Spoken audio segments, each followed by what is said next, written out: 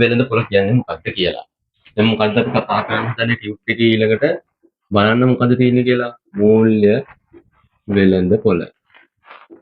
පුතේ මම නිර්වචනයේ ස්තනක් කියලා තියෙනවා. අපි නිර්වචනයක් ලස්සන හදලා මතක තියාගෙන තියෙමු.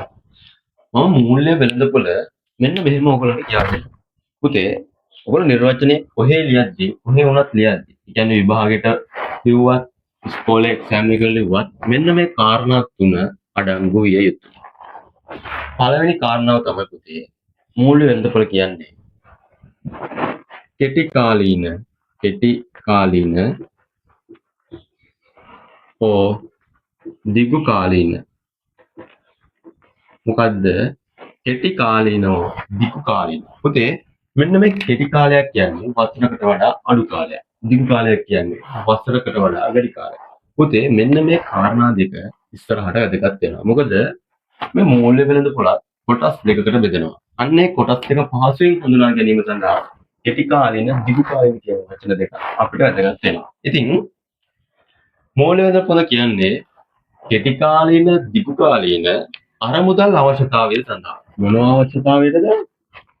අරමුදල් අවශ්‍යතාවය සඳහා. අරමුදල් අවශ්‍යතාවය සඳහා මූල්‍ය උපකරණ.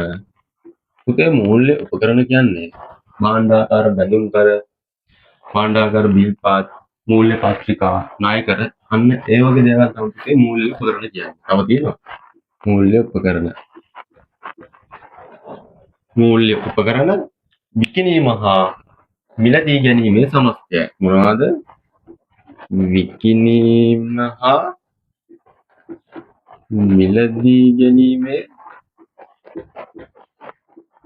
සමස්තය මූල්‍ය වෙළඳපොළ. පුතේ මෙන්න මේ කාරණා තුන අඩංගු කරලා ඕගොල්ලෝ නිර්වචනය ලියනවා නම් අන්න එතනට එක්සෑම් එකෙන් ඔයාට හම්බෙනවා හරිය. උත්තරේ නිවැරදි කියලා. පුතේ හරි. අපි නිර්වචනය හදලා ලස්සනට ලියාගමු. කොහොමද? මූල්‍ය වෙළඳපොළ යනු කෙටි කාලීන දිගු කාලීන අරමුදල් අවශ්‍යතාවය සඳහා මූල්‍ය උපකරණ විකිණීම හා මිලදී ගැනීමේ සමස්තය මූල්‍ය වෙළඳපොළ කියලා අපි හඳුන්වනවා. හරි.